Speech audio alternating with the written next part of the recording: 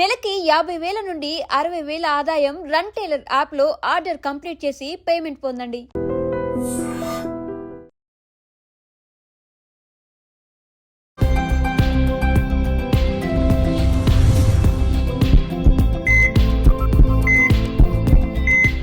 నమస్కారం. మన ఆయుర్వేదం ప్రోగ్రామ్కి అందరికీ స్వాగతం. సో ఈరోజు మనతో ఉన్నారు ఒక స్పెషల్ గెస్ట్ ఆంజనేయ రాజు గారు, ట్రెడిషనల్ హీలర్ ఇంకా హెర్బలిస్ట్. సో సీజనల్ వ్యాధులతో పాటుగా ఆస్తమా అనేది ఏ సీజన్లో అయినా కానీ పేషెంట్స్ బాధపడుతూనే ఉంటారు. మరి వాళ్ళు తీసుకోవాల్సిన జాగ్రత్తలు ఏంటి, కొంచెం ఏదో సివియారిటీ ఉన్నప్పుడు వాళ్ళు తీసుకోవాల్సిన అంటే పాటించవలసిన జాగ్రత్తల గురించి ఈరోజు తెలుసుకుందాం. నమస్తే సార్. నమస్కారం. ఎలా ఉన్నారు సార్? బాగున్నానండి. సో ఆస్తమా అన్నప్పుడు చాలా మందిలో ఏంటంటే ఇన్హేలర్స్ వాడడం, అది కూడా మూవీస్ లో చూపించడం వల్లనో లేకపోతే అవునండి కొంత అవేర్నెస్ ఉంది. ఆఫ్టర్ కరోనా తర్వాత అందరికి అవేర్నెస్ వచ్చింది. ఆస్తమా పేషెంట్స్ అయితే చాలా ఇబ్బంది పడ్డారు కరోనా టైంలో. కేసులు కూడా చాలా ఎక్కువ పెరిగిపోయినాయి అమ్మా ఆస్తమా వల్ల. ఆస్తమా వాళ్ళు ఇది వరకు మేము నెలకి ఏమన్నా ఒకటి వచ్చేది, లేకపోతే 2 నెలలకు ఒక కేసు ఉండేదండి. ఇప్పుడు పెరిగిపోయాయి అంటున్నారు. చాలా ఎక్కువ అన్నమాట. ఇప్పుడు మాకు కనీసం ఒక నెలలో 10 నుంచి 20 మంది ఫోన్ చేస్తున్నారు అమ్మ మందుల కోసం, ఆత్మా పేషెంట్స్. అంటే ఈ లంగ్ ప్రాబ్లం అనేది ఈ కరోనా వచ్చిన తర్వాత పెరిగిపోయిందనే నేను అనుకుంటున్నాను. ఎందుకంటే డాక్టర్లు చెప్పడం కూడా కరోనా అనేది లంగ్స్కి వస్తుంది అంటున్నారు కదా. అది మనకి తెలిసో తెలియకో అందరినీ టచ్ చేసి వెళ్ళిపోయింది అనేది నా భావన. అనేక వీడియోల్లో ఇదే మాట చెప్తున్నాను నేను. ఎందుకంటే మా మెడిసిన్స్ వాడితే ఉపశమనం అనేది వితిన్ 1 monthలోనే ఎన్నో మిరకిల్స్ జరిగాయమ్మా.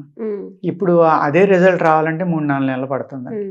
అదే మందు ఇస్తున్నాం, అదే ఫార్ములా ఇస్తున్నాం, ఆ విధంగానే తయారు చేస్తాం. అయినా కూడా ఆ మందు మేము అనుకున్న రిజల్ట్ ఏదైతే ఫలితం వస్తుంది అనుకుంటున్నామో ఫలితాలు రావట్లేదు. చేత ఉపశమనం కావాలి అన్నప్పుడు ఏంటంటేనమ్మా, ఆస్తమా అనేది లంగ్స్కి సంబంధించింది కాబట్టి మన శరీరంలో ప్రాణ అనే దాన్ని ఏమంటాం అమ్మా, ఆక్సిజన్నే కదా. ఆక్సిజన్ మన బాడీలో ఉంటేనే ప్రాణం ఉన్నట్టు. ఆక్సిజన్ లేకపోతే ప్రాణం లేదు.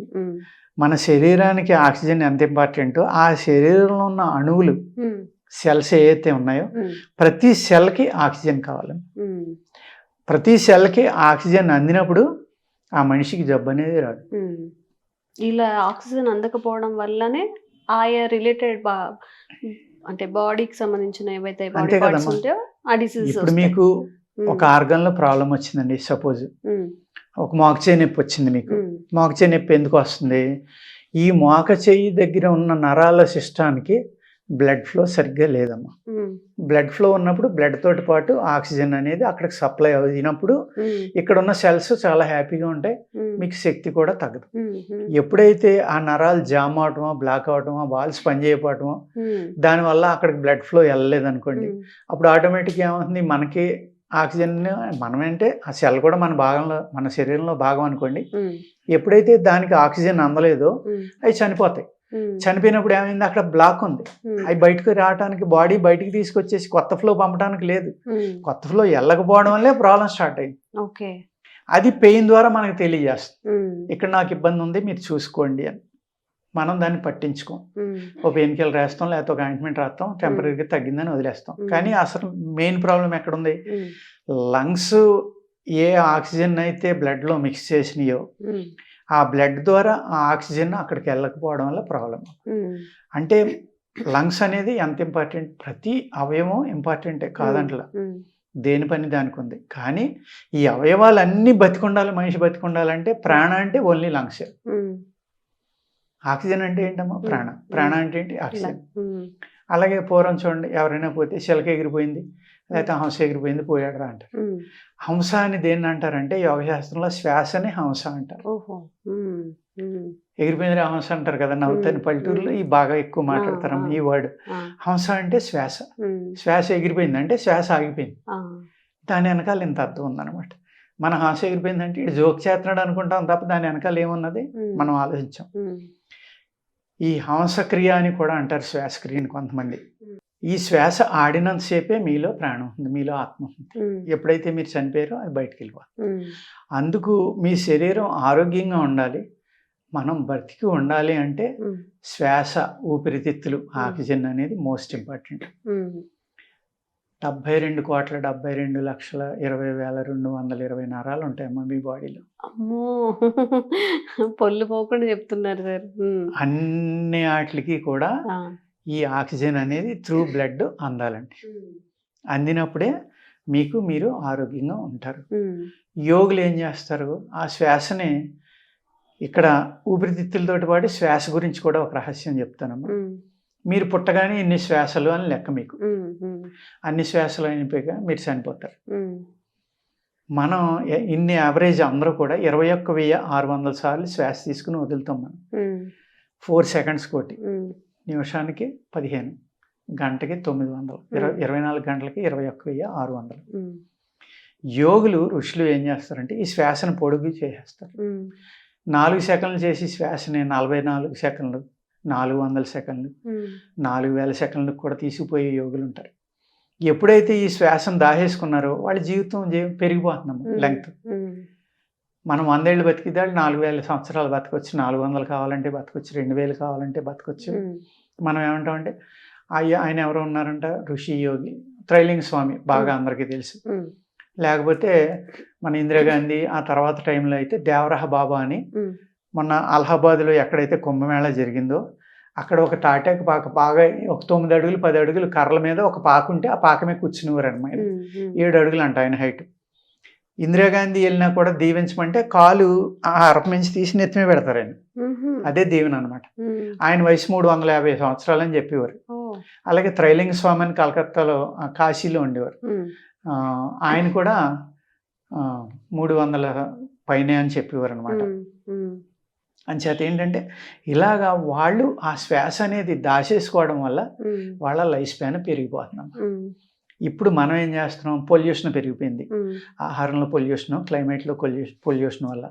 ఇప్పుడు హైదరాబాద్లో ఒక దేంట్లోనూ సిగరెట్ కాల్స్తే ఒక పబ్లిసిటీ చూస్తాం మనం. స్పాంజిని పిండితే నల్లగా కారుతుంది అందులోంచి, మన లంగ్స్ ఎలా ఉంటాయి అన్నట్టుగా చూపించారు వాళ్ళు. నిజంగానే హైదరాబాద్లో మన లంగ్స్ అలా ఉంటాయి. అంత పొల్యూషనే కదా, వాహనాలు విపరీతంగా పెరిగిపోయినాయి.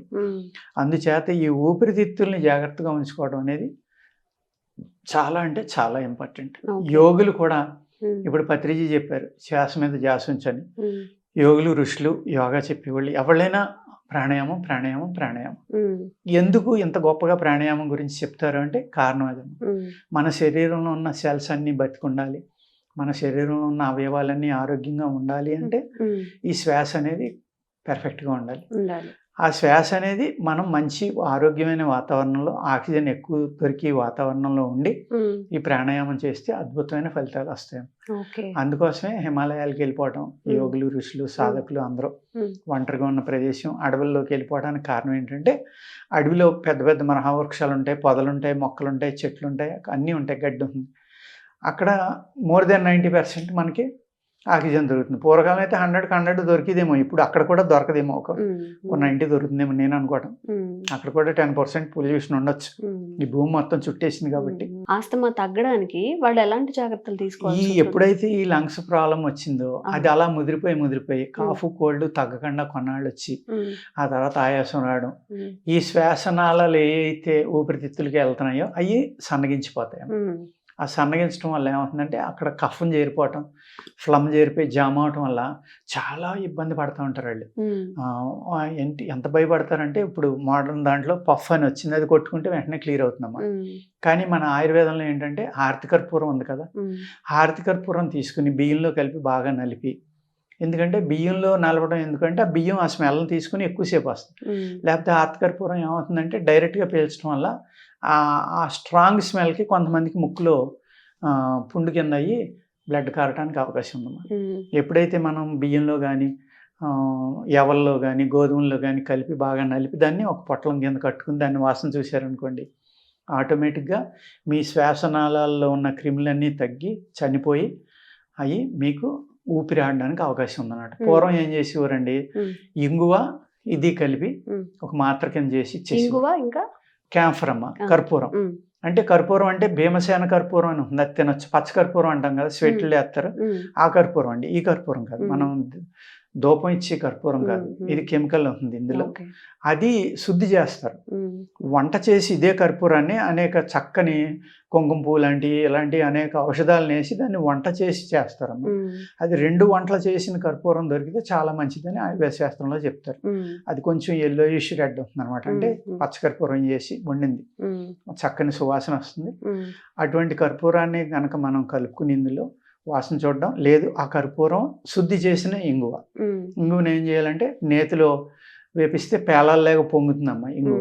అప్పుడు అది శుద్ధి అయినట్టు. డైరెక్ట్ ఇంగువ వాడుకోకూడదు, మనం తెలియక డైరెక్ట్గా వాడుకుంటూ ఉంటాం. ఇంగువ కూడా చెట్టు జిగురం, అది ప్లాంట్ నుంచి వచ్చిన ఎక్స్ట్రాక్ట్. అది కూడా అది ఒరిజినల్ అయితే చాలా కాస్ట్ ఎక్కువ ఉంటుందమ్మా, 8 నుంచి 10,000 ఉంటుంది కిలో. మనకి మిక్స్ చేసింది కాబట్టి కిరాణా కొట్లోకి వెళ్ళినా ఎంత ఇంగువ ఇవ్వమంటే ఇస్తాడు. యాక్చువల్గా ఆ ప్రైస్కి ఇంగువ రాదు. ఎంత ఘాటుగా ఉంటుందంటే అది మీరు 4-5 ప్యాకులు చేసినా కూడా పైకి వాసన వస్తూ ఉంటుంది. అది ఒరిజినల్. అంటే డబ్బాలో పెడితే వాసన రాదు ఉందో చూడండి, అందులో ఇంగువ పర్సంటేజ్ 10-20 ఉంటుంది. అటువంటి ఇంగువని మీరు ఒరిజినల్ తీసుకుని దాన్ని చిన్న ముక్కలుగా చేసి నేతిలో వేపిస్తే పొంగుతుంది. అది హార్ట్ కర్పూరం. 2 కలిపి మీరు చక్కగా మాత్ర కట్టుకుని తింటే కనుక ఎమర్జెన్సీ అనేది లేకుండా వెంటనే చక్కగా పనిచేసి తగ్గుతుందండి. ఓకే. ఈ ఆస్తమా అనేది పెద్దవాళ్ళకంటే ఇంతకు ముందు ఉంటే ఇంట్లో అలా ఏమైనా వస్తుందా సార్? అలా ఏం అంటే ఎలర్జీ లేదమ్మా. ఇది ఆస్తమా ఉంటే కనుక అందరికీ అంటుకోవడానికి అవకాశం ఉంది. ఎందుకంటే బ్రాంకల్ ఎలర్జీ కదా ఇది. ఇది అంటువ్యాధి కిందే లెక్క ఆస్తమా అనేది.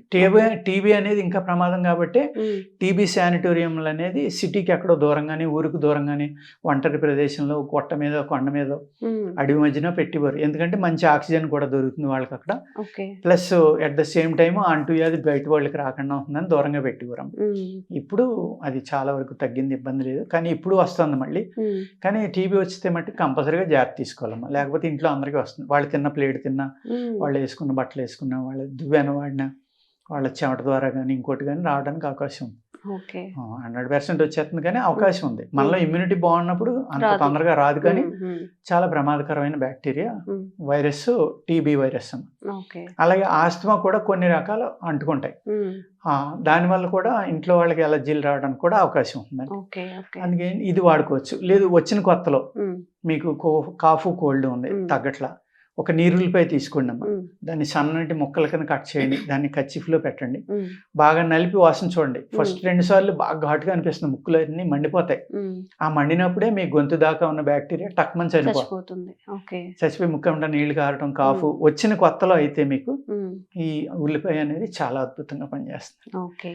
అదేవిధంగా ఆవు నెయ్యి అమ్మ, ఏదైతే మన ఇండియన్ కౌ-ఘీ ఉంటుంది కదా, అది ఈ లంగ్స్ ప్రాబ్లం ఉన్న వాళ్ళు కానీ, ఊపిరితిత్తులు ఇబ్బంది ఉన్న వాళ్ళు కానీ రాత్రి పడుకునేటప్పుడు ఒక 3 చుక్కలు గోరువెచ్చగా ఏదైతే ఉందో దాన్ని వేడి నీళ్ళలో పెడితే కొంచెం గోరువెచ్చగా అయిన వెంటనే చూసుకోవాలమ్మా. ఇప్పుడు గోరువెచ్చగా అంటే ఎక్కువ వేడి పోతే మళ్ళీ ఇబ్బంది అవుతుంది. అందుకు పిల్లలు కానించి ముసలి వాళ్ళ దాకా వేసుకోవడం వల్ల తెలివితేటలు పెరుగుతాయి. అంటే ఎట్లా తీసుకోవాలి సార్? 3 చుక్కలు ముక్కలు వేసుకుంటే సరిపోతుంది పడుకునేటప్పుడు. పడుకునేటప్పుడు కనుక వేసుకుంటే ఒడ్లో కూడా 3 చుక్కలు వేసుకుంటే చాలా అంటే చాలా మంచిది. ఈ ముక్కులో వేసుకోవడం వల్ల ముక్కులోంచి బ్రెయిన్ కమ్మ, కళ్ళకి, చెవులకి, అన్నిటికి దారి ఉంటుంది. అంచేత అది అన్ని చోట్లకి వెళ్ళి బ్రెయిన్ని రిజనరేట్ చేస్తుంది. తొందరగా మతిమరుపు అనేది రాదు. మీకు వెంట్రుకలు తొందరగా లూజ్ అయి పడిపోవటం ఉండదు, తెలివితేటలు తగ్గటం ఉండదు, అదేవిధంగా కంటి చూపు తగ్గదు, చెవులు వ్యాధులు రావు, ముక్కులో పాలిప్స్ అని అయ్యని అని విపరీతంగా వస్తున్నాయి. ఆ ప్రాబ్లమ్స్ రాకుండానే ఆస్తమా నుంచి, కోల్డ్ నుంచి, ఈ ఎలర్జీల నుంచి కాపాడేది ఆవు నెయ్యి. ఒక్క 3 చుక్కలు ఇన్ని వ్యాధులు ఇన్ని రకాలైన పనులు ఆవు నెయ్యి చేస్తున్నాం. దీన్ని చేయకుండా అవాయిడ్ చేయాలి అన్న వాళ్ళు ఎవరైనా ఉన్నారా? ఇట్లా నోస్ లో మీరు ఆవు నెయ్యి వేసుకోవాలని చెప్పారు కదా, అవును. ఎవరికైనా డేంజర్ గానీ ప్రమాదం గానీ వీళ్ళు చెయ్యొద్దు అని? పిల్లలకైతే 1-2 చుక్కలమ్మా, పెద్దవాళ్ళకి 3 చుక్కలు. అవాయిడ్ చేసే వాళ్ళు ఎవ్వరూ లేరు. అందరూ హ్యాపీగా ఎటువంటి వ్యాధులు ఉన్న వాళ్ళని ఎవరైనా వాడుకోవచ్చమ్మా. ఒక 2 పక్కల బ్లాకేజ్ అయిపోయి ఒకవేళ ఈ చుక్కలు వేయటం వల్ల శ్వాస ఆగిపోతుందని భయం ఉన్న వాళ్ళు అయితే వేసుకోకూడదండి. అప్పుడు ఒక్క చుక్క వేసుకోవడం, లేకపోతే ఏలు ముంచి లోపల రాసుకోవడం వల్ల ఏమవుతుందంటే డ్రై అయిపోయి పిల్లలు చూడండి నైట్ పడుకున్నప్పుడు ఎగ ఊపిరి కింద వస్తుంది, శ్లేషం పట్టేసి గొంతులోని ఇక్కడని. అప్పుడు ఒక్క చిన్న డ్రాప్ అమ్మ పిల్లలకు కూడా నువ్వుల నూనె అయినా వేసేవారు, ఇదివైనా వేసేవారు, ఇది వరకు కొబ్బరి నూనె కూడా వేసేవారు. వేస్తే అది వెంటనే ఆరిపోయి డ్రై అయిపోయి శ్వాస చక్కగా ఆడి నిద్రపోయేవారు అమ్మ. ఉమ్, అలాగే పిల్లలకు కూడా అలా ఇచ్చేవారు. ఉమ్, అనేక రకాల కషాయాలు ఇచ్చేవారు, ఉమ్, ఇది ఇచ్చేవారు. ఉమ్, చాలా చాలా మంచి మందులు ఉంటాయమ్మా ఆయుర్వేదంలో. ఉమ్, ఈ మూలికలనే వాడుకునేవారు వెరీ మ్మ్. సింపుల్గా. ఉమ్, పిల్లలకి దగ్గు వచ్చినా రొంపు వచ్చినా ఈ ఆవునేయ పసుపోటి ఉమ్, చెప్పాను కదండి, పసుపు కషాయం అదే మన ఆవిరి పట్టడం, పట్టడం. ఆవిరి పట్టడం మ్మ్. ఇలాంటివి చేయడం వల్ల కూడా మీకు ఏదైతే శ్వాస ఎమర్జెన్సీగా ఇబ్బంది ఉందో ఆ నిమిషంలో హార్ట్ కర్పూరం ఇంగువ ఒక మిరకిల్లే పనిచేస్తున్నాం ఉమ్, అద్భుతంగా. ఉమ్, ఎక్కడో ఉన్నాం మనం దూరంగా. ఇప్పుడు మోడర్న్గా కొట్టుకుని ఏయో ఉంటాయి, పఫ్ ఏదో అంటారు, అది కొట్టుకోవడానికి లేదు, ఊపిరి చాలపట్లేదు, ఉమ్, నరకమే అనిపిస్తారమ్మా. ఉమ్, అవును. నేను చూసి కొన్ని కేసులు చూస్తే చాలా బాధ కలుగుతుంది అనమాట. ఉమ్, ఉమ్, కొంతమంది వస్తారు మా దగ్గరికి, ఉమ్, దగ్గుతానే ఉంటారు, ఒక్క నిమిషం కూడా దగ్గు ఆగదు, ఉమ్, ఆయాసం వస్తానే ఉంది, దగ్గుతానే ఉంటారు. దగ్గు లేకుండా ఆయాసం ఉంటే కొంతవరకు పర్వాలేదు కానమ్మా, ఆ దగ్గటం వల్ల ఏంటంటే బాడీలో రెడ్ సెల్స్ కూడా చనిపోయి హిమోగ్లోబిన్ కూడా పడిపోతుందమ్మా. ఎందుకంటే ఆక్సిజన్ అందదు కదా, వాళ్ళు దగ్గుతానే ఉన్నారు, ఎక్కడ ఊపిరి పీల్చుకున్నారు, ఎక్కడ వదిలేరు, టైం లేదు. ఉమ్, ఉమ్, దానివల్ల ఏమవుతుంది, కొన్నాళ్ళకి ఒళ్ళు రంగు కూడా బ్లూగా మారిపోవడం, చనిపోవడం, ఉమ్, లంగ్స్ పని చేయకపోవడం, ఇలాంటి అనేక ప్రాబ్లమ్స్ వస్తాయి. ఓకే. చక్కని పరిష్కారం ఏంటంటే ఉమ్, ఇంగువ, హార్ట్ కర్పూరం ఉమ్, అద్భుతంగా పనిచేస్తుందమ్మా. మీకు మిరకిల్లే పనిచేస్తుంది, ఉమ్, మంచి రిలీఫ్ ఇస్తుంది, చాలా చాలా చక్కని రిలీఫ్ ఇస్తుంది అనమాట. ఓకే. అదే పిల్లలకు కూడా ఏం చేస్తారంటే ఈ బ్రాంకల్ ఎలర్జీస్ అని వచ్చిన వాళ్ళకి ఉమ్, ఆయుర్వేదంలో గానుగ అని ఉంటుందమ్మా. గానుగ చెట్టు గానుగ. అందరికీ తెలుసు. గానుగ చెట్టు. ఆ గానుగ చెట్టు యొక్క విత్తనం కషాయం ఇస్తే అమ్మా ఉమ్, వెంటనే న్యూమోనియా అనేది కానీ, ఈ ఊపిరితిత్తుల్లో ఉన్న వాటర్ కానీ, నిమ్ము కానీ, ఆ ఊపిరితిత్తుల్లో వాటర్ చేరటం వల్ల వచ్చిన జ్వరం కానీ, ఇవన్నీ చాలా చక్కగా తగ్గి ఈ గానుగ గింజ అనేది అంత పవర్ఫుల్గా పనిచేస్తుంది. ఉమ్, ఊపిరితిత్తుల్ని శుద్ధి చేయడంలో చాలా అద్భుతంగా పనిచేస్తుంది దాని కషాయం. ఉమ్, ఇంట్లో కూర్చొని ఒక మంచి చిన్న చిట్కాని అనుకోండి చాలా ప్రభావంగా పనిచేస్తుంది. అలాగే ఒక 2-3 చుక్కలు ముక్కులో ఆవు నెయ్యి వేసుకోవడం వల్ల బోలెడన్ని హెల్త్ బెనిఫిట్స్. తప్పకుండా మీరు కూడా ఈ ఆస్తమా రిలేటెడ్ ఎవరైనా ఫేస్ చేస్తున్నట్లయితే ఖచ్చితంగా ఇది పాటించి చూడండి. రిజల్ట్ ఎలా వచ్చిందో కూడా కామెంట్స్ రూపంలో తెలియజేయండి. Thank you sir. నమస్కారం. Sir, one life lesson what medicine has taught you. Whatever you can do without expecting. But I really believe మన పాజిటివ్ యాటిట్యూడ్ ఉంటేనే మనం ఏదైనా సాధించగలం. గట్ని మనం కరెక్ట్గా డీల్ చేసినట్లయితే అది మనకి పాజిటివ్ హార్మోన్స్ని రిలీజ్ చేస్తుంది. షుగర్ వచ్చిన వాళ్ళ పరిస్థితి ఏంటి? పొట్ట దగ్గర పెరిగితే దాన్ని ఆండ్రాయిడ్ అంటారు, ఆండ్రాయిడ్ ఫోన్ కదా. అసలు థాట్స్ ఎందుకు వస్తాయి? బ్రెయిన్ డెడ్ అంటే దానికి ప్రపంచం అంతా కూడా కొన్ని నిర్దిష్టమైనటువంటి లక్షణాలు ఉంటాయి. మానసికంగా ధైర్యంగా ఉంటే క్యాన్సర్ జయించవచ్చు. You are a doctor for a cause sir, అంతే. వాళ్ళకి వచ్చిన ఆదాయం కాకుండా ఫ్రీ సర్వీస్ ఎంతమందికో చేస్తారు.